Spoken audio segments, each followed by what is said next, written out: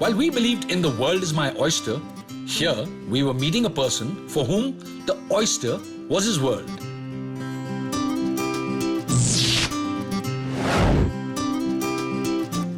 I'm Jim Weil, Australian and World Champion Oyster Opener. Today, I have Rocky and Mayur coming here to have a look at my oyster loose and to show them how to open oysters.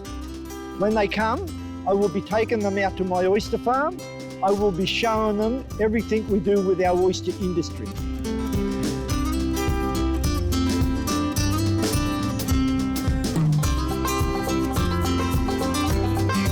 So what does it take to become the world champion at shucking oysters? Strong hands and an ability to carry on when you've jabbed holes in your hand. No, it's not that bad yet. Nick? Plus, I think he did 50 in what, 2 minutes, 31 seconds? Oh, I thought you did 30. Well, we'll find out. Yeah. 30 even I could do in 2 minutes, 31 seconds. Maybe you'll get a chance to try. 50. Okay. Let's go. Hi.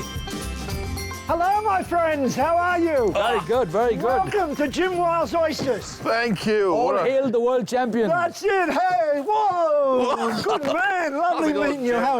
How's it going? Nice, I'm very Mayur. well. How are you? Good? Very good, very Come on good. into our oyster punt. We can go out the lease and we can show you all about our oyster farming. Lovely. But my first question, was it 50 in 2 minutes, 31 seconds or 30 in 2 minutes, 31 seconds? 30 in 2 minutes, 31 seconds. Wow. 30 oysters. And the guy who came second, how many did he do? He did exactly the same, 30, but he was 2 minutes, 40 seconds. He was about 9 seconds behind me. Well, it's an honor. We are in the presence of a world champion. All hail the world champion. Thank you so much. So what's the plan for us today, Jim? The plan for us today is to go out to our oyster farm out here. Lovely. I'm going to show you how our oysters grow. What we probably will do, we'll pick up a few oysters and I'll bring them back to our oyster opening shed here and we can sample some of our beautiful Greenville Point oysters. Sounds really good to me. Nice. Any chance we can get some lessons and give it a go ourselves? There's every chance in the world because I know that you people will be good oyster openers. Thank you. That's what it's all about. What does it take? A good thumb. It takes a good hand. You've got to be able to get the oyster in the hand, a good knife, and know where to hit the oyster, where to stab it, and where to cut the oyster. Sounds good to me. Super. Rocky, this is my daughter Sally. Very nice to meet you. My daughter now runs our business. We're going to head out the lease, and I'm going to show you all our oysters out there. Woohoo!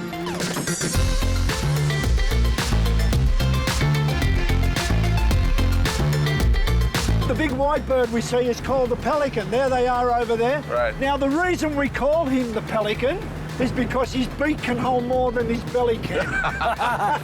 The other good thing about is, while we're heading out here, this is where our oysters grow, out along here. And we've got some really big Pacific oysters I want to show you. And they are big at the moment.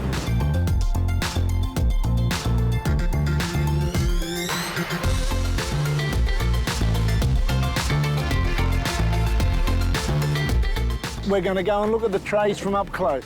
These whole banks are just oysters, right here? They're just full of oysters. Have a look at these. These are our Pacific oysters. Look at these. Wow, those are big. They are big oysters. Wow. Yeah. These are our triploid Pacifics, what we're growing. We have something like about 2,000 dozen of these for this year and next year. They look like half oysters with mud on top of them. They are. They've got mud on them. Okay. Now, when we bring these in, like if you look at them, when we bring them in, right? Right. We wash all the mud off them. Uh-huh. And then what we do is we chip them up, like there's a baby oyster on there. So we Right. get rid of him, and then we sell the oyster to the people. So underneath this mud is another hard shell, which There's is another hard shell. If you look here, I'll just give this a bit of a wash.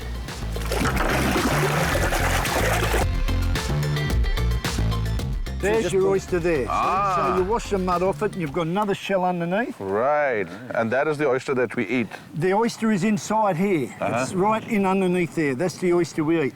Now we go into here. This is where we go in on the Pacific oyster.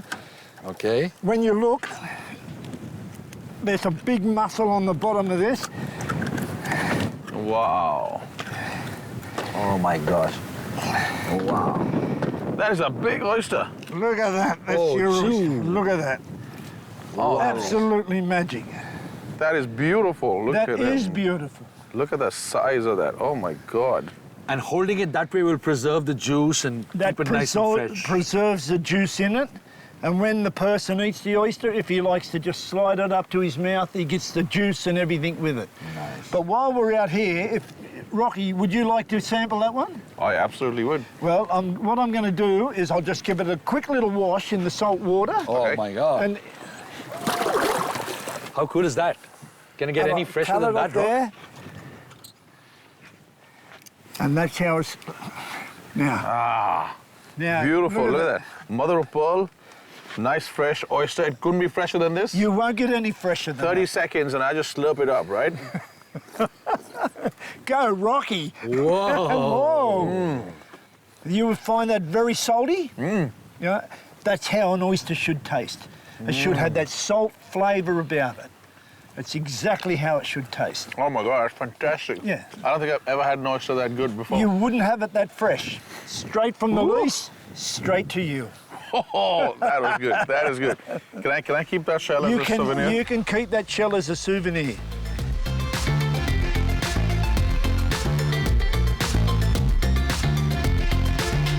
These have got our baby oysters on. This is what we catch them on, these slats. Right.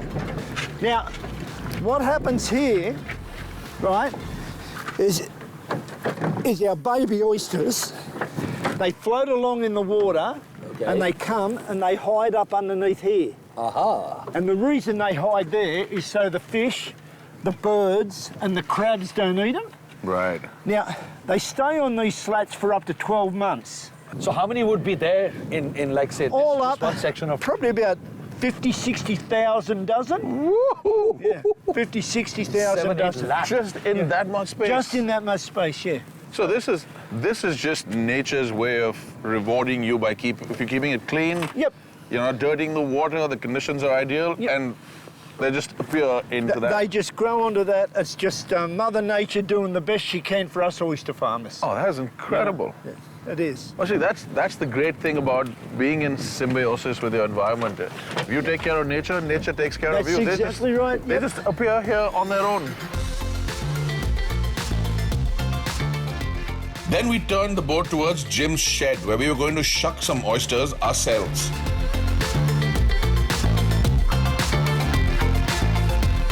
I'm a little worried standing with the two of you with knives in your hands. Well, so is this oyster.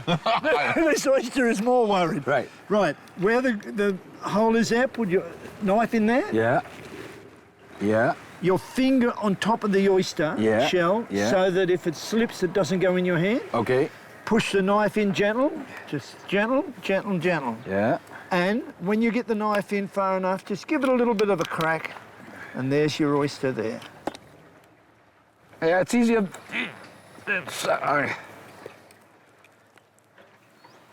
Ah, Okay. I give up. You do it.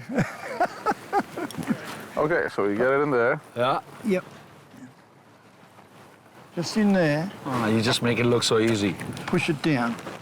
This is the thing with world champions. Aha, here we are, we're in. Ah, There we are. Okay. Rocky's got it. Then we cut it off the bottom, Rocky. No, right, no, this end. Okay. Yeah, that end, there's a muscle there. Uh-huh. And you turn it over, and you have your beautiful fresh oyster there. wow.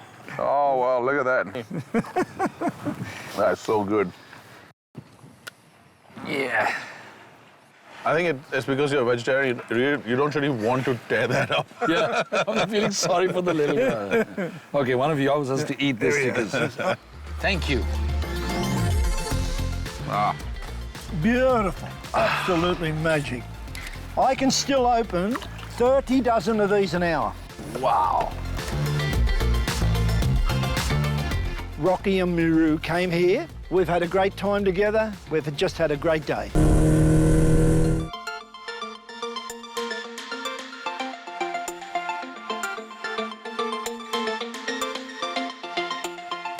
Look, segways is a great way to get around properties like this, particularly the off-road ones. Yeah. And there's such a great history here with being a convict-built village. Right. and magnificent south coast countryside. Wow. Oh, this is a really old property, right? Yeah, look, 1822 it was established Wow. by Alexander Berry and Edward Wollstonecraft, who are well-known historical figures. And it's been a vineyard since then, or that happened They much later? did dabble in winemaking back in the day, along with many other things like tobacco, wheat, sheep, cattle. So very productive back in the day, which was all the land you could see from the mountain behind us, which is Coolangatta Mountain, part of the property even today. Also, the estate is named after the mountain, or the mountain is Yeah, named look, after it's the estate? the estate name comes from the mountain, correct? And Coolangatta is derived from an Aboriginal word, Kulingati, that means splendid view. Wow, so that's a lot of history. If Coolangatta means splendid view, the indigenous people couldn't have come up with a better name. This was acres and acres of pristine beauty.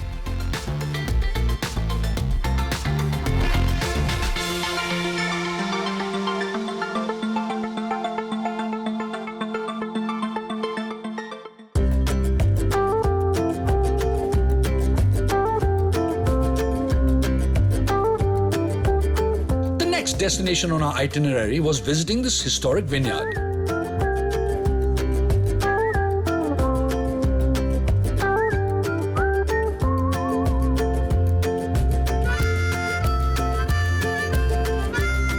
Coolangatta estate wines. Very beautiful. Hey, how's it going? Good, good. So, Looking for Ben. yes, me. Oh, you are? Hi, Yeah, I'm how you Mayur. doing? Nice to meet you. I am Rocky. Ah, nice to meet you. We've just taken the Segway tour around your property. It's beautiful. Fantastic. You loved it? Oh, I loved it. Yeah, great. Would you like to see some more? Oh, yeah. Yeah, Absolutely. definitely. Well, let's go this way. Can I help you with that? Oh, it's empty. It's empty, not yet. I apologize for my friend. Gosh, you can almost like feel the history in this place. I'm sure there is lots. There is a massive amount of history to this property. Our property dates back to June of 1822. Alexander Berry was the original landholder. He came down, he secured a grant. He bought 100 convict workers down here with him. He continued to acquire grants until he had around 60,000 acres of land. My God. Put So- that on 200 years of history. For Australian history, that's something that's really, really Yes. special.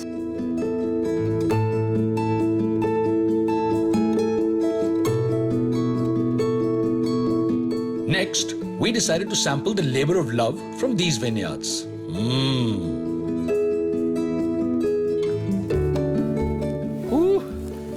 Oh, that is beautiful. Look at that. Yeah, fantastic, isn't it? We've actually got a couple of wines there. Even this one is from this year's harvest, so you'll be able to taste something that we've actually done this year.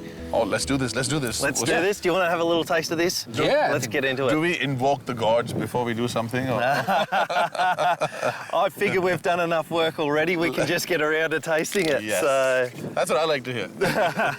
this is made from 2 red grapes. One's called Tanat, Okay. and the other one's called Chambourcins.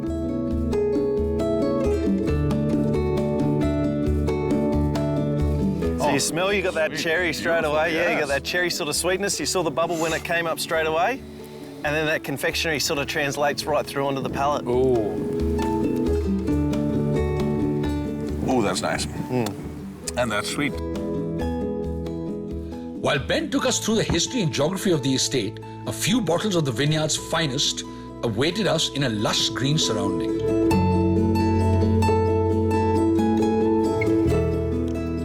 Oh my, I'm going to make claim, a big claim. Wine is a grape's best effort at immortality. Oh, that's absolutely fantastic. I'd say cheers to that. For an avid bird watcher like me, our next halt was nothing short of utopia itself.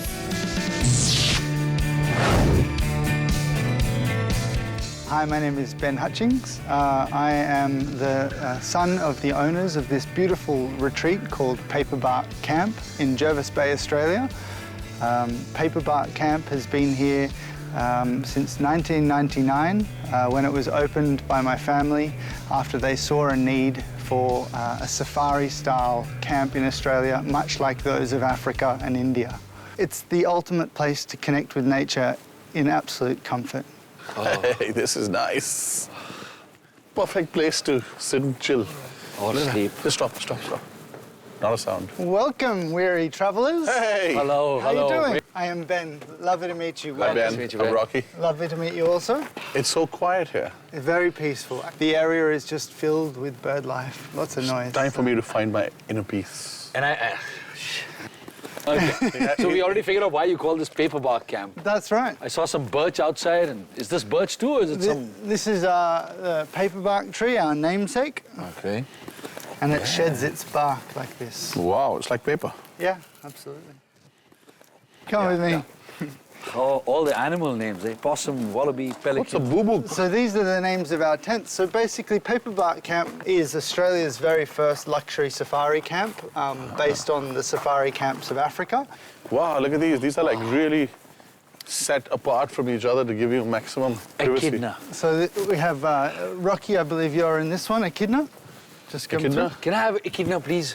Why? Because it's spiny and scaly, and look, there's a kookaburra. Kookaburra. Oh, that's the bird one. Yeah, perfect for the That's ornithologist. the bird one. Yeah, bird one. You can have Maybe this the one bird and I'll have that. Okay. Because actually, it's Go on. because this one's closer.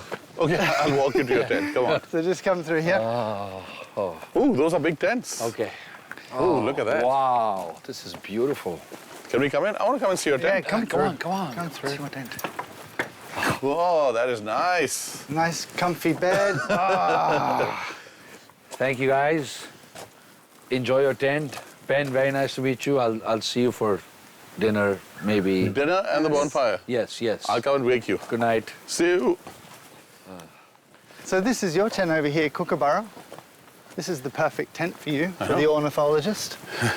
The Kookaburra is one of Australia's I know. It's like a famous kingfisher. That's exactly right. I have to see one. I haven't seen one yet. Well, I've got a little illustration here for you on there the it front is. of your tent. My first kookaburra in Australia. It's not quite the real thing, but hopefully we can make that happen as well. Yeah. Come on up. Wow, look at that. That is beautiful.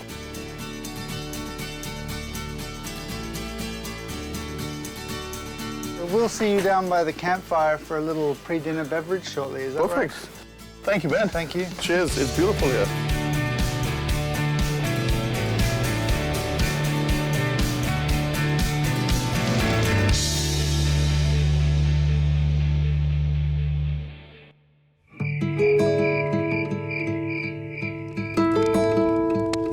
A relaxed holiday has become a pretty full power yebikat, and you know, because there is so many nice things to do. Impulsive, ये भी try करते हैं, ये भी try करते हैं. But you can get a lot of action done. Or you can just come to a place like this and really chill. I mean, okay, I'll stop talking, just look at the silence over here.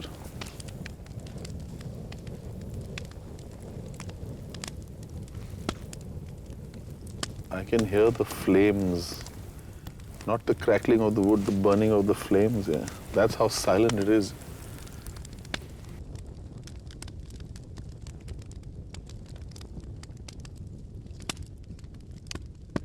What are the highlights so far? अच्छा एक चीज notice करिए. Both the best in the world, that is that the croissant at Loon, in Melbourne, and the garlic bread at Dust in Sydney, both came from bakeries. So Australian bakeries are the finest in the world.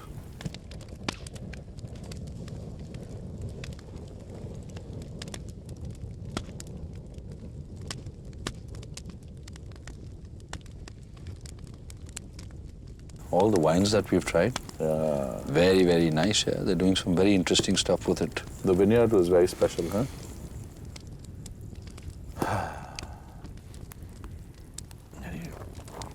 Nice wood they're burning on this fire, huh? I get this nice sense of calm. Yeah, it's so nice. It's de-stressing, yeah. That it is. It's just really nice and relaxed. People are by and large really friendly. That's something that I've noticed more over here than anywhere else. They really want to talk. That was nice. बस एक बात तो है, इतने दिनों से ना phone की घंटी बजी, no emails, no calls. Seriously, man. That's got to be something special, man. We should do this more often. What do you think? Absolutely. Let them all pile up. No, it's taking over life. You have to keep answering emails late into the night, early in the morning, before work, after work. What's the point? Your phone should be alive only as long as you're supposed to be working. 9 to 5. 5 o'clock, fadak, phone off. यार एक बात बोलूं? खाना खाया जाए? यार तेरी timing ना रॉजर फेडरर से ज़्यादा अच्छी है. Good idea. हाँ, we can always come back to the fire. Let's eat.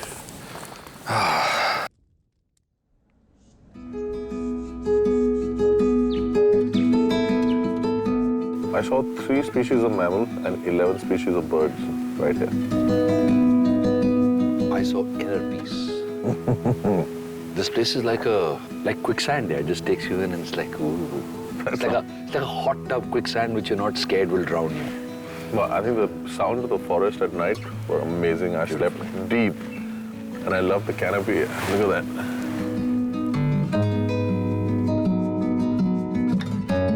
Beautiful as it is, time and tide wait for no man. I've got an exciting day planned. Let's go.